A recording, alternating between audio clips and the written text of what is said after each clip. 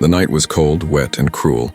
Rain fell on the broken roofs of a dying city, washing the dust and pain down its narrow streets. Neon lights blinked weakly, and the wind carried the smell of old metal and garbage. In that forgotten place lived a young boy named Eli. He was no hero, no soldier, no chosen one, just a poor human boy trying to survive. His shoes were torn, his clothes old, and his stomach empty. He worked small jobs during the day, cleaning machines or carrying boxes for a few coins. At night, he searched for leftover food behind restaurants. That night, Eli was more tired than ever. He had not eaten for 2 days. His hands were shaking, his legs felt heavy, and his mind was dizzy. Still, he walked through the rain, hoping to find something, anything, to fill his stomach. He stopped behind a bakery, looking into the trash bin. Inside, there was half a piece of bread, wet from the rain, but still good enough to eat. He smiled weakly. "Lucky me," he whispered. He sat down, ready to eat. When he heard a sound, it was a soft, painful sound, like someone trying to breathe through broken lungs.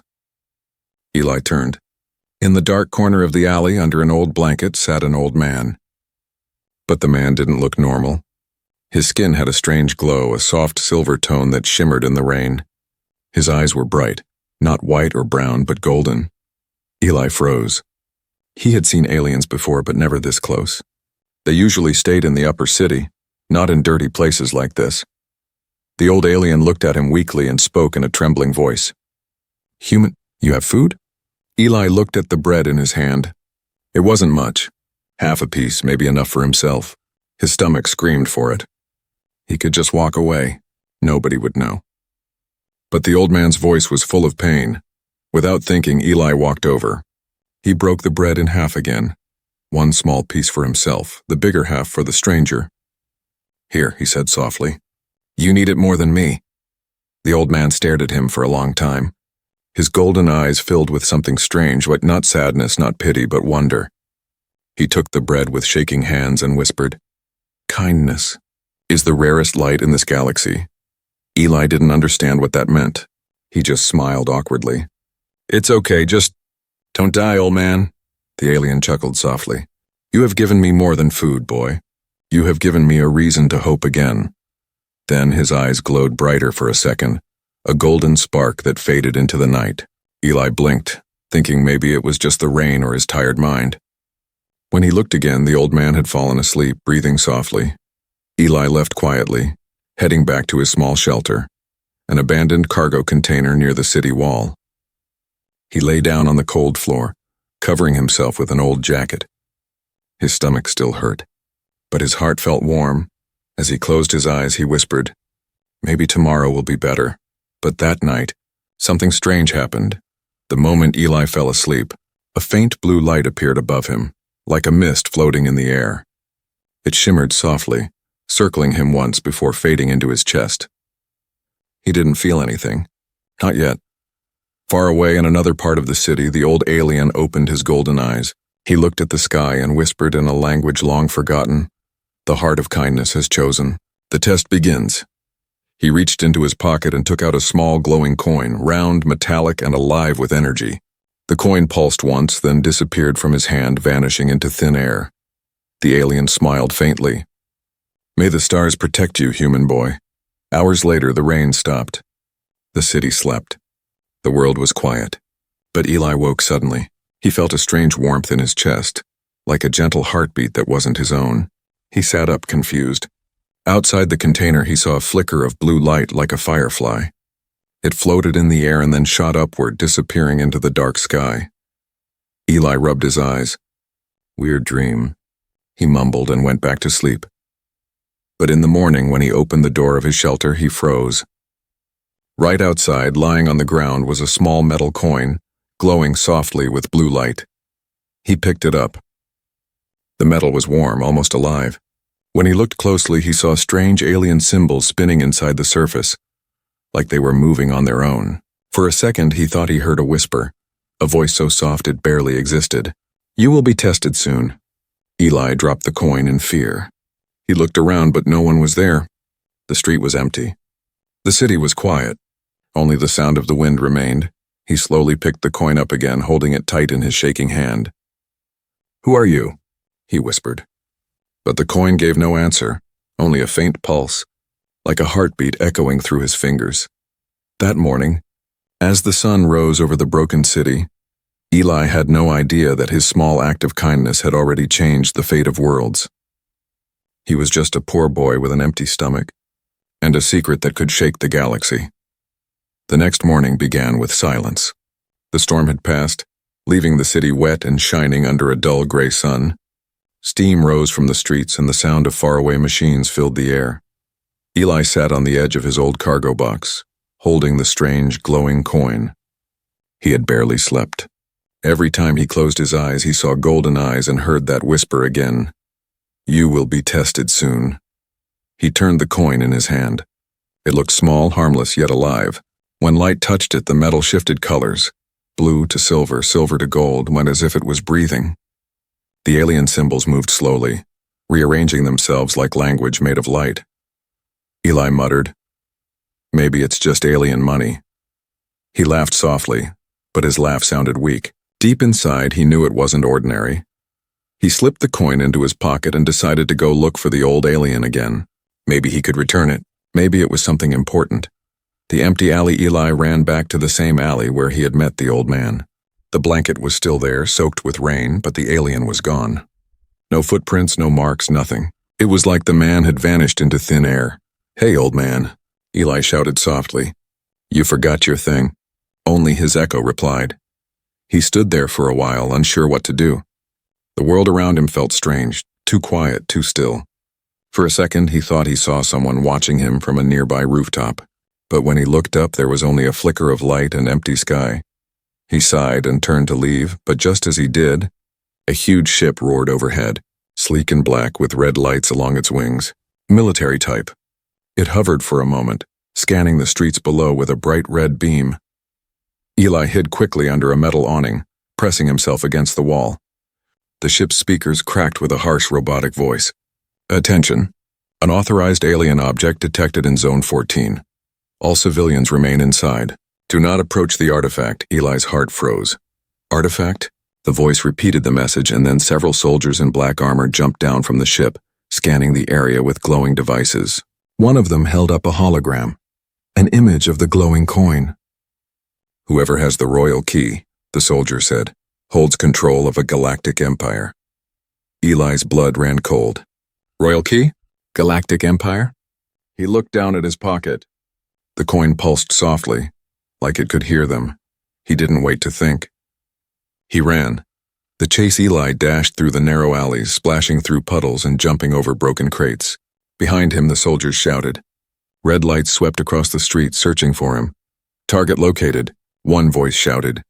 Blaster shots tore through the air, hitting walls and sending sparks flying. Eli ran faster, breathing hard, clutching his pocket. He didn't know where to go. He turned a corner and slammed right into someone. They both fell. When he looked up, he saw a girl around his age. Short hair, oil on her hands, a wrench in her belt. Her eyes were sharp and curious. "Watch it," she snapped, then saw the fear on his face. "You're running from someone?" "Soldiers," Eli gasped. "They're after me. I didn't do anything." The girl looked past him and saw the soldiers coming closer. "Come on," she said quickly. "This way." The mechanic's hideout. She pulled him into an old workshop filled with broken machines and robot parts. The smell of metal and oil filled the air. She pressed a switch and a metal door closed behind them, sealing the noise outside. "Name's Lyra," she said. "And you're lucky I like trouble." Eli was still shaking. I found this." He pulled the coin from his pocket and showed her. Her eyes widened instantly. She took a careful step closer. "Where did you get that?" "I gave food to a strange old alien last night," Eli said. "He disappeared this morning." "This was in front of my door." Lyra's face turned pale. "That's not just a coin. It's a command key." Eli frowned. "Command key?" She nodded, lowering her voice. "It's alien tech, ancient, rare, and dangerous. It controls machines, ships, even armies. It's supposed to belong to the royal bloodline of Ortheon, one of the richest worlds in the galaxy." Eli blinked.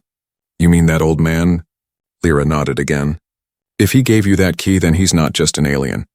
He's King Saren, the last ruler of Ortheon. Everyone thought he was dead." Eli's head spun. "A king? The old man he gave bread to? But why me?" he whispered. I'm nobody, Lyra smiled faintly. Maybe to him you weren't nobody. Maybe you were the first real person he met, someone kind. The hidden truth before Eli could reply, a loud boom shook the walls. The door glowed red. The soldiers had found them. Lyra grabbed her tools. They're tracking the key's energy. We have to shut it down. She placed the coin into a machine that hummed and sparked. The alien symbols flashed faster, like they were alive and afraid. Then the screen went black. A holographic face appeared, golden eyes, old and calm. It was the alien elder, King Saren. Eli, the image said, you are in danger. Keep the key safe. Do not let them take it. The Empire's fate depends on you. Eli's mouth fell open. He knows my name. The image flickered, then faded away. Lyra looked at him seriously. You're part of something big now, Eli, and it's only starting. Outside, the soldiers surrounded the workshop. A red light cut through the metal door. Eli gripped the coin tightly. It pulsed again, stronger this time, and a strange energy filled the room. Machines began to hum on their own. Lights turned blue.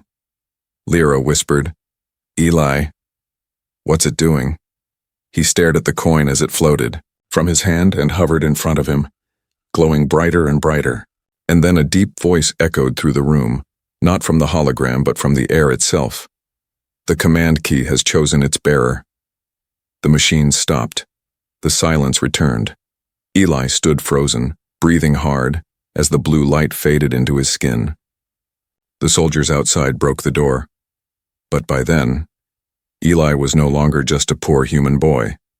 The sound of metal boots echoed through the street. Outside Lyra's workshop, black armored soldiers spread in formation. Their helmets glowed red, scanning for movement. Drones floated above, shining blue searchlights across the broken walls. Inside, Eli and Lyra crouched behind a stack of scrap metal. The air smelled of smoke and oil. The faint hum of the command key still vibrated in Eli's chest. Ever since it had floated into his hand, he could feel it like a second heartbeat made of light. Lyra whispered, They're from the Galactic Authority. They won't stop until they have that key. Eli swallowed hard. Why? It's just metal. She gave him a quick look. It's not metal, Eli. That thing can command ships, maybe even whole armies. Whoever controls it controls Orthion's royal fleet. He didn't fully understand, but he knew one thing. If these soldiers got it, someone innocent would pay. A sudden explosion shook the door. They're in, Lyra shouted. Escape through. The underground Lyra grabbed Eli's hand and pulled him toward a back door. Come on. They ran through a narrow tunnel lit by flickering lights. Behind them, the sound of metal boots grew louder. Eli's lungs burned. Where does this go? Old mining tunnels, she said, breathing fast. Abandoned years ago. I use them to hide stolen tech. Eli looked at her. You steal? She gave a quick grin. Only from the rich. Only from people who think kids like us don't matter. They turned a corner and froze. A red drone hovered ahead, its sensors glowing. It beeped once, locking on target. Lyra cursed under her breath. Down! The drone fired. A beam of red energy sliced through the tunnel. Dust and stone exploded. Eli fell, covering his head. Lyra picked up a metal rod and swung at the drone. Sparks flew, but it didn't stop. Eli looked around, desperate, and the coin in his pocket burned hot. Without thinking, he pulled it out. It glowed bright blue. The drone systems flickered. For a second, it stopped moving, then crashed to the ground, silent. Eli blinked. I didn't mean to do that. Lyra stared at him, amazed. You controlled it.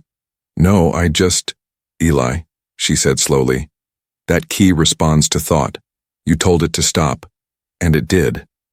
Eli felt cold inside. Then what am I supposed to do with it? Stay alive, she said. For now, that's enough. The hidden refuge. They finally reached the end of the tunnel, an old metal hatch. Lyra kicked it open, and they stepped out into a huge underground chamber filled with old ships, cables, and half-built machines. This is my workshop, she said proudly. Nobody comes down here. Eli looked around, amazed. You built all this? Most of it, she said. The rest I borrowed. She switched on a small light. We'll rest here. You need food. She handed him a small packet of rations. Eli ate quietly, his hands shaking. He couldn't stop thinking about the soldiers, about the drone he destroyed without touching it, about the golden-eyed alien who had trusted him. He finally asked, "Do you think the old man's still alive?" Lyra looked thoughtful. "If he's really King Saren, he's been hunted for years. He might be hiding, or maybe he's watching us right now." Eli looked up sharply. "Watching us?" She nodded. "The command key is linked to him. If you have it, he knows where you are." Eli felt a chill. "Then he knows I'm in danger?" Lyra smiled faintly. "Good. Maybe help is coming." Shadows in the sky above the city, dark clouds gathered again. From one of the highest towers, a tall figure watched a hologram of Eli running through the tunnels. His eyes glowed red under his helmet. "Target confirmed," he said into his communicator. "The key bearer is a human child. Authorization to capture or terminate?" A cold voice replied from the device. "The key must not bond with a human. Terminate if necessary." The officer smiled cruelly. "Understood." He turned to his men. "Prepare the intercept team. We move at dawn." The message back in the underground chamber, Eli was finally asleep. Lyra worked quietly on repairing a small robot, humming to herself. Suddenly, the command key floated out of Eli's pocket. Lyra gasped. "Not again." The coin hovered in the air, spinning faster, glowing brighter. A blue hologram appeared. The old alien elder, King Saren. His golden eyes were calm, but his face looked weaker than before. "Lyra of Sector 9, he said softly. "And Eli, the human boy, listen well. The ones who hunt you are from my own council. They betrayed me to claim power. The key you hold. It chooses not by blood, but by heart." Lyra whispered. "He's talking to us." Saren continued. "Protect it or the galaxy will fall into their hands. Eli, you must find me before the red sun rises. Only then can the true power awaken." The hologram flickered, fading into static. Eli sat up suddenly, gasping. "What happened?" Lyra pointed at the fading light. "Your alien king just gave us a quest." Eli looked at the coin glowing faintly again. "Find him before sunrise." He stood up, his face serious for the first time. "Then we go now." The pursuit as they packed supplies, the ground suddenly shook. Lyra looked at him. "Earthquake?" Eli shook his head. "No. Engines." From above, a bright red light cut through the ceiling. The soldiers had found them. Drones poured in through the holes, their weapons glowing. Eli shouted, "Run!" Lyra grabbed a small flying board, jumped on, and pulled Eli with her. The board shot through a maintenance shaft, racing upward. Lasers fired behind them, lighting the tunnel red. One beam hit the wall beside them. Metal exploded, and fire filled the air. Lyra yelled, "Hold on!" They burst out through a rooftop vent, flying into the open sky. The city stretched below them. Black towers, neon lights, smoke rising like ghosts.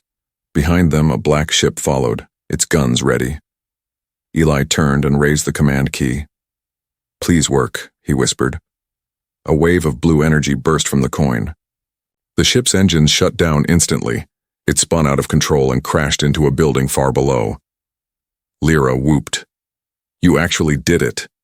Eli stared at his hand, the coin glowing like a star. "Yeah, but I don't know how long I can control it." The city lights flickered below them. The night wind was cold, but for the first time Eli felt something new. Not fear, not hunger, but purpose. He looked at the horizon where the red sun began to rise. "We find him," he said, "before they find us." The sky was red with dawn. Smoke still rose from the destroyed patrol ship behind them as Eli and Lyra flew low over the rooftops on the hoverboard. The wind stung their faces, and the city stretched endlessly below, dark, broken, and full of eyes. Lyra shouted over the wind, We can't stay in the city, they'll scan every sector. Eli nodded. He was clutching the glowing command key, still warm in his hand. Then where do we go? Outside the barrier, she said. There's a dead zone. No scanners, no patrols. But we need to get there before sunrise fully hits. The board sputtered. Its battery warning blinked red. Eli frowned. We're not going to make it, are we? Lyra smirked. Not if you keep talking. The hoverboard dipped suddenly, dropping toward the ground. They crashed into a pile of scrap metal, rolling hard onto the cold dirt. Sparks flew and the board went silent. Eli groaned, sitting up. You call that landing? Lyra coughed. I call it improvising. The safe house. They had landed on the edge of the industrial ruins, where old factories slept under dust and silence. Lyra led him into one of the empty buildings. Inside was a small room filled with broken tech, flickering screens, and an old holoprojector in the corner. This is my backup place, she said. Nobody comes here. Eli looked around. You have a lot of backup places. Let's just say I've had to run before. She smiled faintly, then turned serious. Now tell me, what's that key really doing to you? Eli hesitated. It's hard to explain. I can feel it like it's alive. Sometimes it whispers. Sometimes it shows me things. Shows you what? He looked down. Stars, cities floating in space, a throne made of light, and his voice. The old aliens? Yeah. King Saren. Lyra nodded slowly, then activated the holoprojector. Let's find out who he really was, the Forgotten King. The hologram flickered to life, showing a golden-skinned alien in royal armor, standing before a crowd. His eyes glowed softly, the same golden eyes Eli remembered, a robotic voice. Narrated, King Saren of Ortheon, ruler of the richest planet in the Tri-Star system, known for peace, technology, and fairness, betrayed by his council 15 years ago, declared missing, presumed dead. The image changed to show soldiers in dark armor, the same ones chasing Eli. After Saren's fall, the Galactic Authority absorbed Ortheon, turning its fleets into weapons. The royal command key was never found. Lyra turned off the projector. Now we know. The old man you fed was the last real king. Eli sat silently. His chest felt heavy. He looked so tired that night. I thought he was just a beggar. Lyra smiled softly. Maybe he wasn't for a time. Maybe that's how he survived. Eli held up the coin. It pulsed once as if agreeing. He said I'd be tested. But I didn't think he meant this. Visions of the past, suddenly the key glowed brighter. The room dimmed.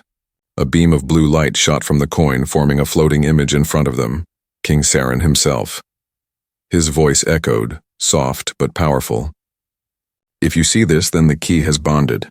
That means you have passed the first test. Compassion. Eli stared. He's alive? The hologram smiled faintly. Perhaps not in body, but in purpose. He continued. The key carries my memory. The one who shows kindness in a cruel world is worthy of command. But beware. Those who hunt you will not stop. They seek the fleet hidden beyond this world. Only the key can wake it. The image flickered to a scene of massive ships buried beneath ice and rock on a distant moon. Thousands of them, sleeping giants waiting for their king, Eli whispered. He hid his army. Lyra's eyes widened. That's why they want you. Whoever controls those ships controls everything. The hologram of Saren looked at Eli again. Do not let them twist the gift into a weapon. Use it only to protect. Then his image began to fade. But just before vanishing, his golden eyes locked on Eli's. Trust the girl beside you.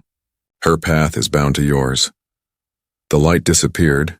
Eli and Lyra stood in silence, the echo of his words hanging in the air. The assassin drone. The silence didn't last long. A faint hum filled the air. Lyra frowned. Do you hear that? Eli listened, then froze. The hum was familiar. He had heard it before. In the tunnels, he shouted, Drone!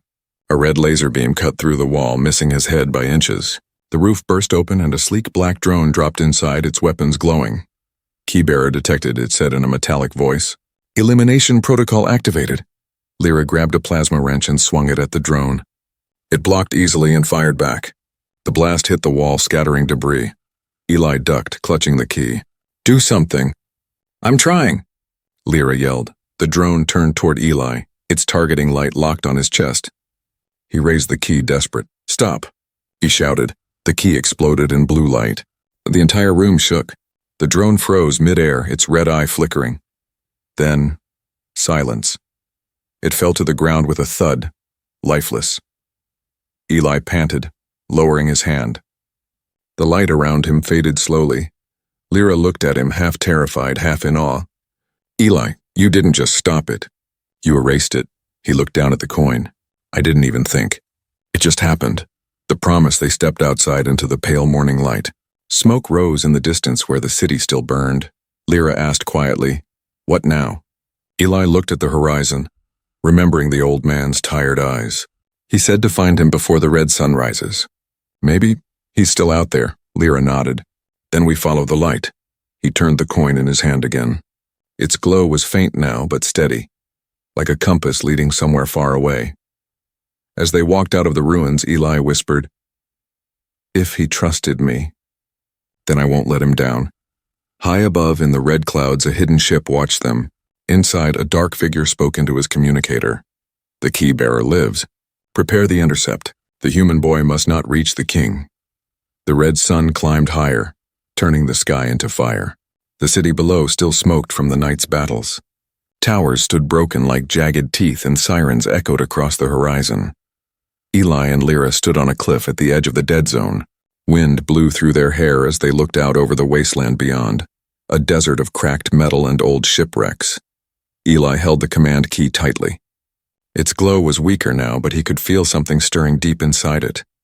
Like it was waiting. Lyra checked her scanner. "The signal points that way," she said, gesturing toward the horizon. "If your alien king's hiding anywhere, it's out there." Eli nodded. "Then let's find him." They started walking through the dust. The ground was littered with bones of old machines, fallen drones, broken ships, forgotten wars. But as they moved, the sky began to hum. Lyra froze. "Do you hear that?" Eli turned his head. The sound grew louder, a deep vibration like thunder made of metal, and then they saw it. The invasion. A fleet of black ships appeared through the clouds, descending like shadows. Their engines glowed red, their armor marked with the symbol of the Galactic Authority. Lyra's eyes widened. "They found us." Eli clenched his fists. "They're too many." The largest ship hovered above, and a voice boomed from the sky. "Surrender the command key, human. The Empire is not yours to hold." Eli shouted back, "Come take it yourself." The voice laughed coldly. "You were chosen by mistake. We will correct that error." Dozens of drones dropped from the ships, their weapons lighting up. Lyra grabbed Eli's arm. "Run!" They dashed toward an old ship half buried in the sand. Lyra hit a control panel, and with a spark of life, the ship's engines groaned awake. She grinned. "Still works." "Barely." They jumped inside as lasers rained down around them. Eli held on as the ship lifted off shakily, scraping the ground before rising into the burning sky. The dogfight. "Hold tight," Lyra shouted, pulling the controls. The small ship darted between falling debris as enemy drones swarmed behind them. Blasts of red energy shot past their windows. One hit the wing, and sparks exploded. Eli yelled, "We're hit!" "Then fight back," she shouted. He looked at the console, panicking. "I don't know how." "Use the key." Eli hesitated, then pulled the coin from his pocket. It began to glow again, brighter this time, but alive, powerful. He held it up and shouted, "Defend us!" In an instant, the ship's systems lit blue. The weapons activated themselves. The cannons turned on their own and fired, hitting 3 drones in one blast. Lyra blinked. "Okay, that works." The air filled with fire and smoke. Drones exploded in blue sparks as the ship twisted through the clouds. But for every drone they destroyed, 3 more appeared. The sky was full of enemies. Eli shouted over the noise, "There's too many!" The key pulsed in his hand again. This time a voice whispered in his mind, deep, calm, and familiar. "Courage, my boy. You are not alone." Eli's eyes widened. "Siren?" The voice replied, "The fleet is waking. Hold the light." The return of the king far away under the ice of a forgotten moon, something ancient stirred. Giant engines that had slept for years began to hum. Blue light spread through frozen halls as colossal ships lifted from the ice one by one, the royal fleet of Orthion. Back above the planet, the sky tore open. A gateway of light appeared and hundreds of golden ships emerged, shining like suns. Lyra gasped. "What is that?" Eli smiled in disbelief. "Help!" The new fleet dove into battle, firing golden beams that tore through the enemy armada. The black ships scattered in chaos as explosions lit up the sky. For a moment, the clouds were full of fire, red and gold twisting together like a storm of stars. Eli felt the voice again. "You kept your promise, child, and now I keep mine." The sacrifice suddenly, their small ship shuddered. A blast from the main enemy cruiser hit them. Fire burst inside the cockpit. Lyra cried out, "We're losing power!" Eli tried to steady the controls, but the ship spun wildly. The horizon flipped. Sky, ground, sky again. They crashed hard into the desert. The impact threw them both forward. Smoke filled the air. Lyra coughed, pulling herself up. "Eli?" He was still in his seat, bleeding but conscious. The command key was glowing brighter than ever, floating above his hand. Through the smoke, a shadow stepped out. Tall, cloaked, with golden eyes. Lyra gasped. "It's him." King Saren stood before them, weak but alive. His silver skin was cracked, his robes torn, but his presence was powerful. He looked at Eli and smiled faintly. "You did well, boy. You gave me back what I lost, hope." Eli stared at him. "You're real." "You're alive," Saren nodded. For a little longer. The sky rumbled again. The enemy flagship descending, its guns charging. Saren looked up. "The war is not over. They will destroy this planet if we don't stop them." He placed a hand on Eli's shoulder. "I need your help one last time." Eli's voice shook. "What can I do?" Saren pointed to the key. "Together. Combine our wills." They both held the glowing coin. Light burst from it. Blue from Eli, gold from Saren. The colors merged, forming a beam that shot into the sky. The royal fleet responded instantly. Every golden ship turned toward the flagship and fired at once. The explosion lit the heavens like a second sun. The fall of the enemy, the shockwaves spread across the sky. The black ships crumbled one by one, breaking apart and falling like burning meteors. Eli and Lyra shielded their eyes as the light faded. When it was over, only the golden ships remained and silent, waiting. Saren dropped to his knees, his body glowing faintly. Eli rushed to him. "You're hurt." The alien king smiled weakly. "My time was borrowed. But you, Eli, you will lead them now." Eli shook his head. "I'm just a boy. I can't lead anyone." Saren's golden eyes softened. "You led with kindness. That is the only power that matters." He pressed the key into Eli's hand. "You gave me food when I was forgotten. Now I give you a world reborn." Light surrounded Saren's body. Bright, pure, and endless. Then he was gone, fading into dust that shined like stars. Eli knelt there silent, the key glowing softly in his palm. Lyra placed a hand on his shoulder. "He's gone, Eli." He nodded slowly, tears mixing with dust. "No, he's still here. In the light." Above them, the royal fleet hovered, waiting for command. The war was over, but a new destiny had just begun. Eli stood, raising the key to the rising sun. "Let's finish what he started." The battle was over. Smoke drifted across the red sky as the last echoes of war faded into silence. The great ships of Orthion's royal fleet hovered like golden mountains in the clouds, waiting for a voice to guide them.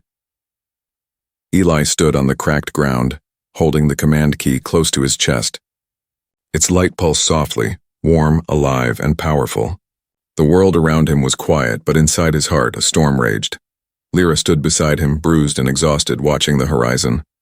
"It's finally over," she whispered. Eli didn't answer. His eyes were on the place where King Saren had vanished. A faint shimmer still hung in the air like starlight that refused to die. He closed his hand around the key. "He trusted me. And now he's gone." Lyra looked at him gently. "He didn't die for nothing." "You saved this planet, Eli." He shook his head. "Did I? Or did I just start something worse?" The voice in the light, the wind picked up, carrying the smell of burnt metal. The golden fleet above remained still, like an army of sleeping giants waiting for a command. Eli turned the key in his hand. Its glow brightened. Suddenly, a voice filled his mind, deep, echoing, and calm. The key responds to your heart, not your blood. What do you wish for, young one? Eli looked around. Who's there? The heart of Ortheon. The memory of all who once ruled. You are now its bearer. He felt a rush of images, like alien cities floating above oceans, people cheering under golden skies, King Saren sitting on his throne. Then the images turned dark. Fire, betrayal, war. The voice continued. 2 paths stand before you, Eli, one of peace and one of power. The ground trembled beneath his feet. 2 visions appeared in front of him, glowing in the air like holograms. In the first, he saw Earth rebuilt, cities shining, humans and aliens living side by side. No war, no hunger, the fleet hovering above as protectors. In the second, he saw a galaxy conquered. The golden ships turned black, firing upon worlds, obeying only his voice. His face cold, his eyes glowing like stars, the voice whispered, "Both futures begin with your choice." Eli's throat tightened. "I don't want to rule anyone. I just want to go home." "Home," the voice said softly, "is what you make of the stars." A new threat. Before Eli could reply, an explosion echoed in the distance. The ground shook. Lyra grabbed his arm. "That came from the city." They climbed a nearby ridge. Smoke rose from the ruins, and through the haze a new fleet appeared. Sleek, dark, and covered in crimson markings. Lyra gasped. "No, that's not Authority Tech." Eli narrowed his eyes. "Who are they?" The command key pulsed again and a faint voice whispered in his head. Not Saren's this time, but a harsh metallic tone. "We are the Shadow Council of Ortheon. The throne is ours by right. Saren's mercy made us weak. You will give the key to us, human, or watch your planet burn." Lyra looked at Eli in shock. "They're alive? The ones who betrayed Saren?" Eli nodded grimly. "They want to finish what they started." The enemy ships opened fire. Blue beams rained down on the planet, destroying what was left of the city. Eli clenched his fists. "I can't let them do this." The weight of power. The golden fleet above responded to his anger. Lights flickered, engines roared to life. The air vibrated with power. Lyra stared at the sky. "Eli, they're waiting for your command." He looked up, the key glowing fiercely in his hand. "If I use them to fight, people will die." Lyra stepped closer. "If you do nothing, everyone will die." Eli hesitated.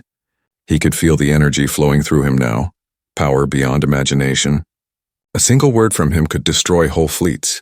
The voice returned in his mind. "Decide, Eli, power or peace. War or mercy," his heart pounded. He thought of Saren's words. "You gave me food when I had nothing. You gave me hope," he whispered to himself. "Kindness is the rarest light." Then louder he said, "I choose mercy, but I won't let them win." He raised the key. "Defend, not destroy." The battle of light, the Golden Fleet moved as one.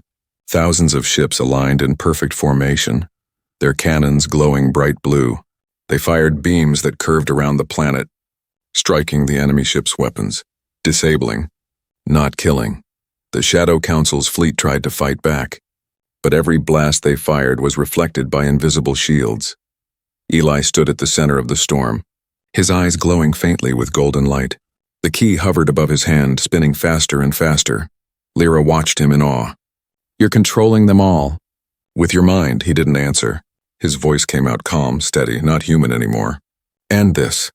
A pulse of light spread through space. One by one, the enemy ships powered down, their systems frozen. The battle ended in silence. Eli fell to his knees, breathing hard. The key drifted back into his palm, dim but alive. Lyra ran to him. "Eli, are you okay?" He nodded weakly. "I think it's over." The new commander, the sky cleared. The golden ships circled slowly, like guardians awaiting orders. The voice spoke again in his mind, and softer now. "You chose mercy. The fleet is yours not to rule, but to protect. Remember this moment, human, for mercy is the hardest strength." Eli looked up at the endless sky. "What happens now?" "Now you lead." The voice faded, leaving only silence. Lyra smiled through her exhaustion. "Looks like the galaxy has a new commander." Eli chuckled softly. "No, just a boy trying to do what's right." The promise of tomorrow, as the sun dipped low, The golden ships began to move, spreading across the sky like constellations. They formed a massive symbol, the crest of Orthion, glowing bright above Earth.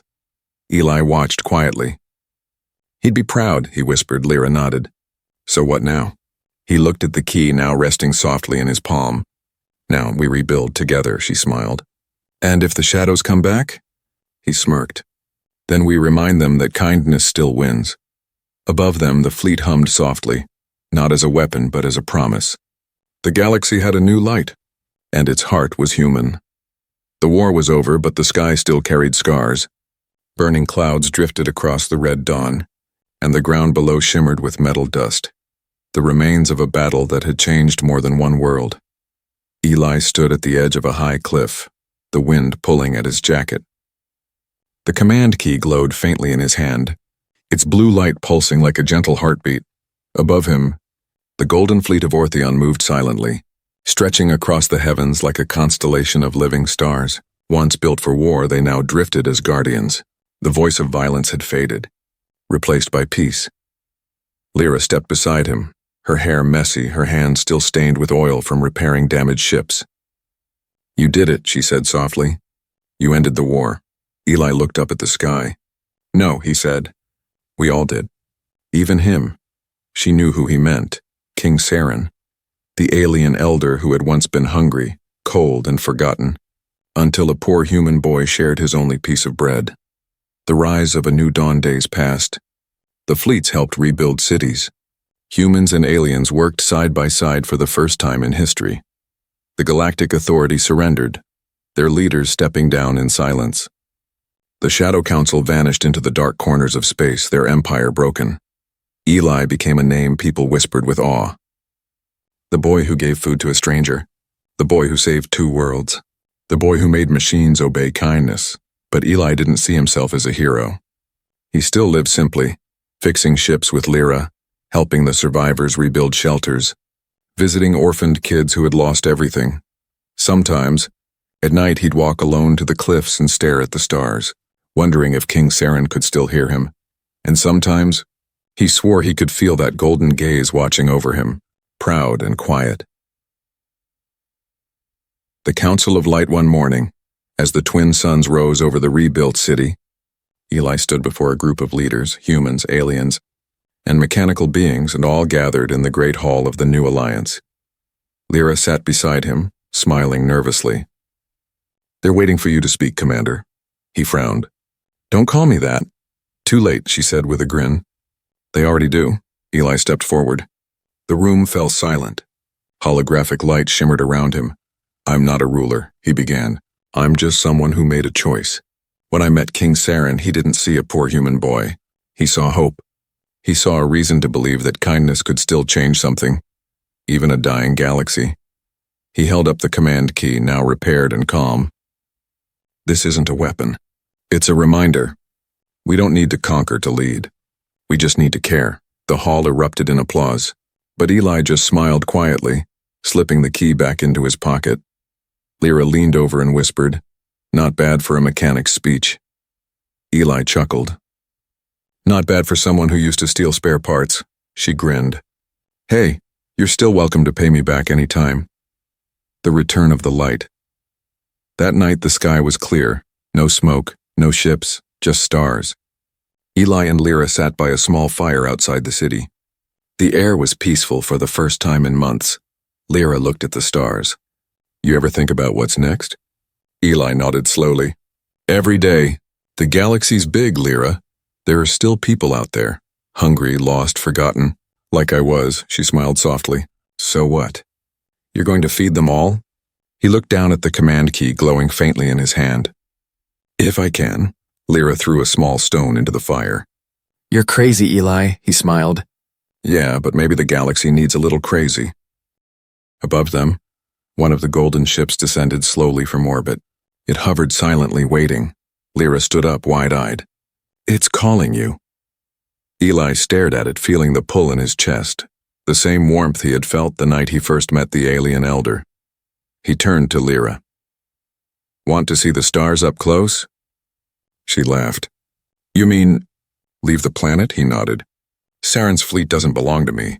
It belongs to everyone who believes in something better. It's time we take that light to the rest of the galaxy. Lyra hesitated, then smiled. Then let's go make history. The journey beyond, they climbed aboard the golden ship.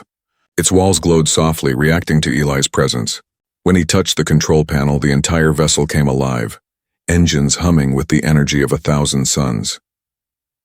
Through the front window, the stars shimmered like diamonds scattered across a dark ocean. Eli whispered, "We're coming, Saren. Your dream isn't over yet." The ship rose higher, breaking through the clouds. Below, the planet looked peaceful, blue, green, alive.